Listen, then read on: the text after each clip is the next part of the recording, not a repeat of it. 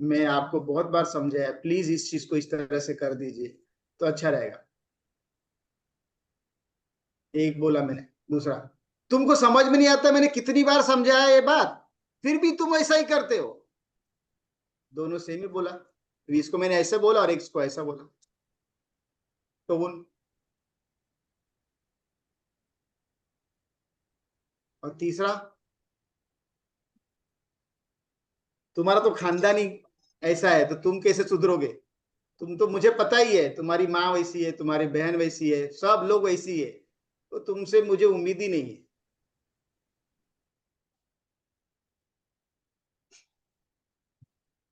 फिर जेंट्स बोलता है,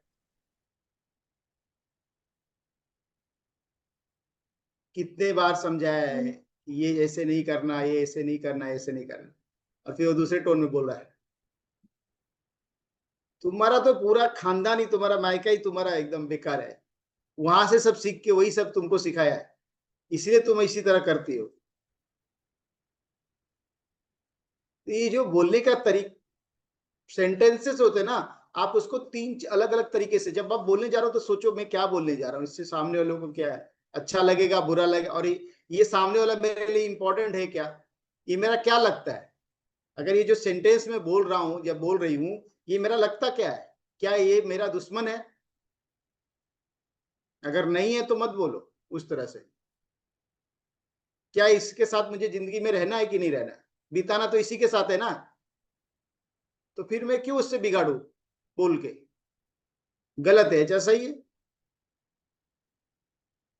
आपका बच्चा भी तो गलती किया, तो आपने ऐसा बोला उसको नहीं ना, ठीक है बेटा कोई बात नहीं, अगली बार कर लेना, उसको भी इस तरह से करो। एंगर का मतलब क्या हुआ कि आप चीजों को कंट्रोल करना चाहते हो, आपके हिसाब से चीजों को करना चाहते हो, और जब चीजें आपके हिसाब से नहीं होती तो आपको गुस्सा आता है। तो गुस्सा कोई आपको दिला नहीं रहा है, गुस्सा आपके अंदर भरा हुआ है। गुस्सा क्यों भरा हुआ है?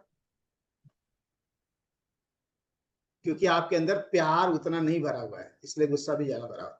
मैं बोल रहा हूँ जीरो नहीं हो सकता है गुस्सा, जीरो तो हो ही नहीं सकता है, तो उसकी परसेंटेज कम होनी चाहिए।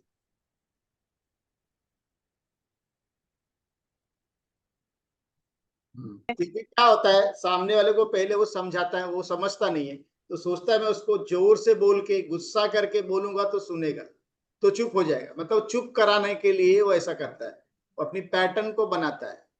इसको डांट दूंगा तो ये चुप हो जाएगी, या इसको ऐसा कर दूंगा तो सामने वाला चुप हो जाएगा। दैट इज अ थिंग, इसलिए ऐसा होता है। पैटर्न्स क्या होता हाँ। है, आपके माँ बाप और आपके भाई बहन, देखो भाई बहन में भी गुस्सा होता है ना, झगड़ा होता है ना, एक दूसरे से अच्छा साबित करना चाहते हैं ना, नहीं नहीं नहीं भाई ने गलती किया, वो बोलता नहीं नहीं बहन ने गलती किया, माँ को बाकी जाके बोलेगा। आपस में ही बच्चे लड़ते हैं।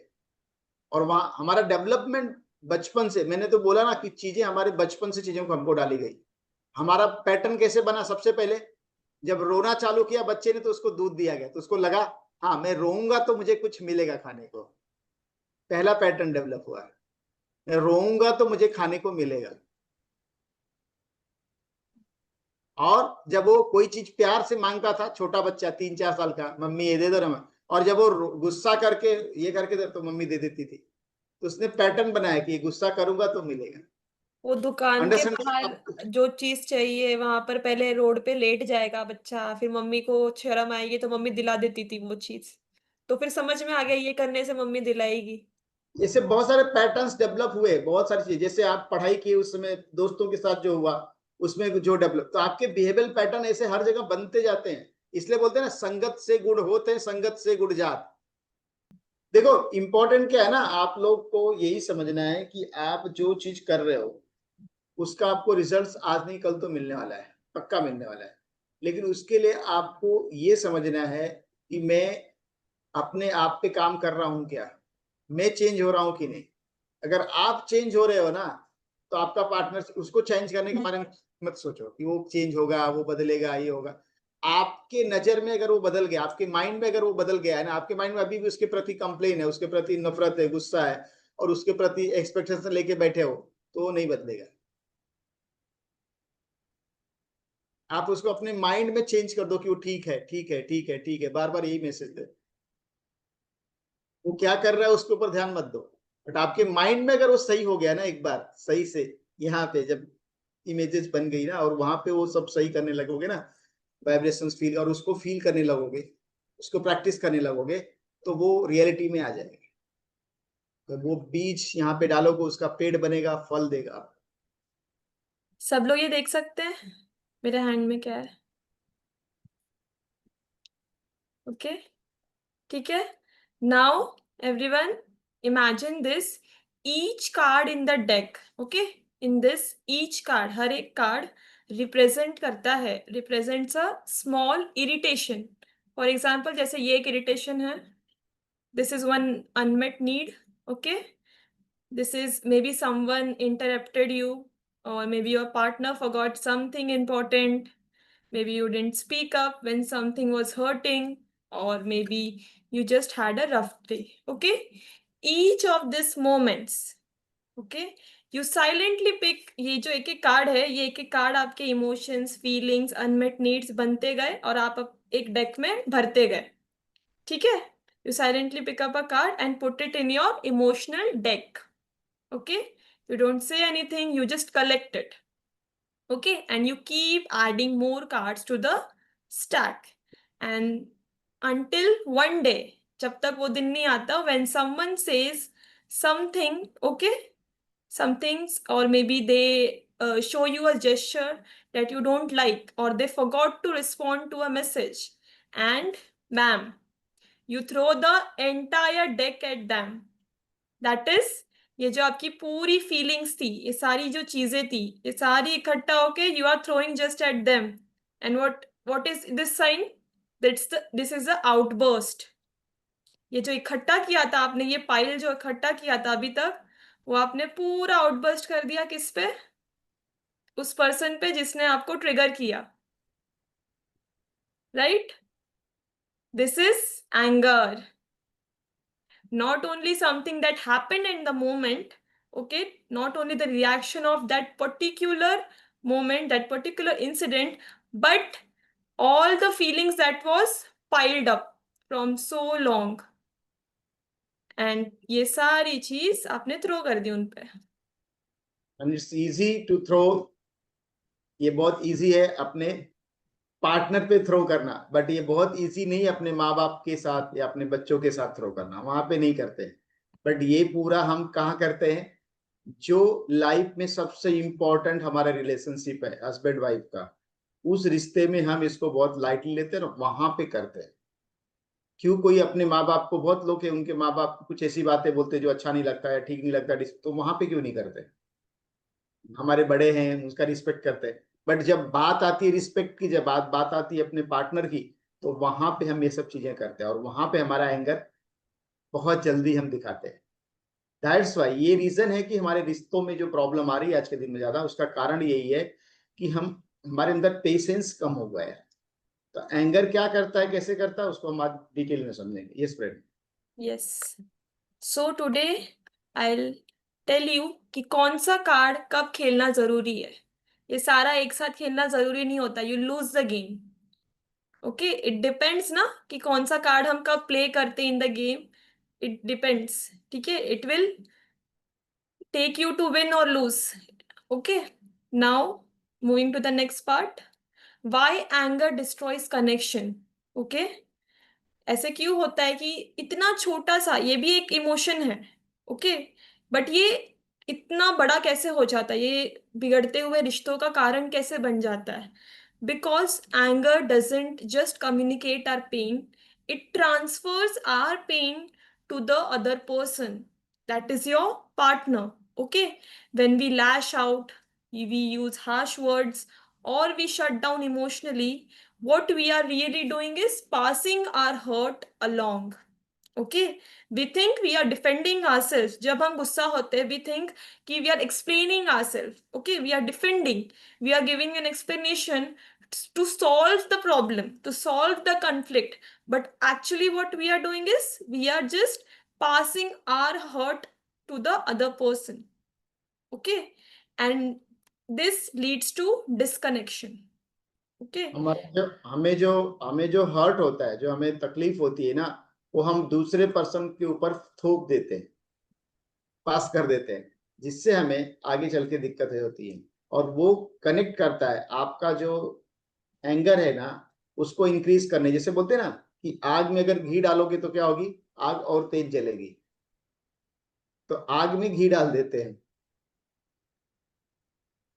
Understand, that is a thing कि आपको ये अंडरस्टैंड करना पड़ेगा कि ये कैसे होता है और क्यों होता है। देखो बहुत सारे लोग ऐसे ना अपनी लाइफ का डिसीजंस जो लेते हैं अपने अंदर, अरे मेरा तो नसीब ही ऐसा था, मेरा तो भाग्य ऐसा था। नहीं, आपने बना, you make, you have a power of your mind, आपके पास अपने माइंड का पावर था, अपने आप को आपने उस तरफ बनाया। तो एंगर आपने डेवलप की, ठीक है, सिंपल सी बात है। एंगर का मतलब जिसे हम बोलते हैं कि एक व्यक्ति है, उसके हाथ गिलास में पानी है, एक व्यक्ति उसके गिलास में दूध है। एक आदमी आया, धक्का मारा, पहले वाले को धक्का मारेगा तो क्या गिरेगा, दूध गिरेगा। दूसरे वाले को मारेगा तो क्या गिरेगा, पानी गिरेगा, क्योंकि उसके अंदर क्या था वो गिरेगा। तो गुस्सा आपको आया, गुस्सा आया नहीं, गुस्सा उसने दिलाया नहीं, गुस्सा आपके अंदर था, उसने धक्का मारा, आपका निकल गया बाहर। योर फॉल्ट, कोई किसी को गुस्सा दिला नहीं सकता है। ठीक है, yes friend. Yes. Okay. And the repeated anger without any repair starts to break down your communication in the relationship. It will erode your trust and destroy your emotional safety. Okay. And that's when you start hearing things like, we are not fighting. Okay. हम लोग झगड़ा तो नहीं कर रहे हैं, but चीजें ठीक नहीं हैं. Okay, the silent tension becomes louder than any argument. Okay, एक बोलते ना कि चलो जब तक झगड़ा तो हो रहा था तब तक अच्छा लग रहा था, अब तो झगड़े भी नहीं हो रहे. एक स्टेज पे आ गया जहां पर आर्ग्यूमेंट्स ही नहीं हो रही है. एक स्टेज था जहां हम एक दूसरे के लिए एटलीस्ट लड़ रहे थे. वो आर्ग्यूमेंट्स में we were fighting for each other. But now we are not even fighting. There's a silent tension between us. Right? Now we'll move to what happens inside our body and brain. Anger आपके mental as well as physical health को किस तरह से affect करता है, will understand that. Okay, when we feel anger, okay, it activates our stress response, our flight और flight mode. Okay, our heart rate goes up, blood pressure increase होता है, muscle tightens, stress hormones like cortisol flood our system, and our brain gets hijacked by the emotional center. Okay, और जो logical thinking है वो बंद हो जाती है, ऑफलाइन चली जाती है. And that's why it's hard to be rational when we are angry. सुना है ना, पार्टनर बोलता है, क्या इलॉजिकल बात कर रहे हो, गुस्से में कुछ भी बोल रहे हो. And sometimes even we realise after the conflict, even we realise I didn't meant that, it just came out like that. मुझे ये नहीं बोलना था, ये नहीं ये तुमने गलत समझ लिया, एक्चुअली वो सब मेरा सिर्फ गुस्से में निकल रहा था. एंगर अपने ब्रेन को किस तरह से हाईजैक करता है, आपकी रैशनल थिंकिंग को बंद कर देगा. एंड उस टाइम आप जो बोलोगे आपको पता है कि you are not meaning it, but सामने वाला उसे किस तरह से ले रहा है, how the other person is perceiving it matters. Okay, we are not wired to connect in that moment, we are wired to defend. जब एंगर होता है ना, वी आर नॉट वायर, उस टाइम पे we want the connection, but वो करता क्या है, that stress response that we are giving, it leads to disconnection, it leads to defensiveness. Okay, and the explaining mode gets on. And unless we consciously pause and regulate ourselves, we risk doing or saying things that cause long term harm. Okay, and what are the emotional impact of uncontrolled anger is, it creates guilt, because after the outburst you might think, I didn't mean to say that. It often happens. Second, it builds shame. You'd start to believe, I always mess things up. कोई कोई लोग होते हैं जो ये चीज सोचते हैं, जिनका ज्यादा गुस्सा होता है ना, जो शॉर्ट टेम्पर्ड होते हैं, for them right? Third is it causes fear. Your partner or loved one begins to anticipate the next eruption. It causes the fear in the other person that is living with you. Okay. Fourth is it breeds silence. People stop expressing their needs out of fear of your reaction. Sometimes हमारे students जैसे बोलते हैं, ठीक है, कि ma'am अब तो वो बोलता भी नहीं है, पहले बोलता तो था एटलीस्ट, भले ही गुस्से में, अब नहीं बोलता। नहीं बोलता तो भी दुख हो रहा है, जब चिल्ला चिल्ला के बोल रहा था तभी ये कंप्लेंट थी, मैम देखो वो गुस्सा कर रहा है, मैं कैसे हैंडल करूं। बिकॉज वो फियर उसमें बैठ गया है ना, कि अगर मैं ये चीज बोलूंगा और इसका आउटबर्स्ट निकल गया, then what? The other person refrains from speaking out loud their thoughts, right, their opinions, and they are like, just go with it, I am with you, करो ठीक है, तुमको जो सही लग रहा है कर लो। This way they start speaking with you, right? है ना? How many of you have felt that? Raise your hands. मीता जी का हाथ ऐसे। Yes. And the result is you both stop feeling safe in the relationship. You stop being emotionally open. You start living in the parallel lives instead of connected ones. This is the cost of unmanaged anger. It's not just a fight, it's an emotional disconnection. And we'll move forward to common patterns of this anger. Okay, the destructive kind of anger. Some of the very common yet very harmful anger patterns are passive aggressive behavior. Yeah, it's like you are saying I'm fine, बोलते ना, हाँ मैं ठीक हूँ, तुम मत पूछो मुझे बार बार, मैं ठीक हूँ मैंने बोला ना। अरे आप क्या बोल रहे हो और आप किस तरह से रिएक्ट कर रहे हो? This actually shows you're not clearly okay, right? Giving the cold shoulders, being sarcastic, these are the symptoms of passive aggressive behavior. This is one of the destructive kind of anger. Okay. Second is blame shifting. You made me angry. If you hadn't said that, I wouldn't have reacted this way. ये किसी किसी का ना survival pattern बन जाता है। अगर सबको याद होगा, ट्रॉमा सीरीज में I explain this, right? Because in their early phase of childhood, वहां पर उन्होंने एक एक्सपीरियंस किया रहता है सिचुएशन जहां पर other party did the same thing and they survived, so the other person saw that and adopted that pattern, कि ये करने से आई विल बी सेफ, कोई मुझे गलत प्रूफ नहीं कर पाएगा, राइट? ब्लेम ब्लेम सामने वाले पे डाल दो, तुम सेफ हो गए, राइट? ये है सेकंड।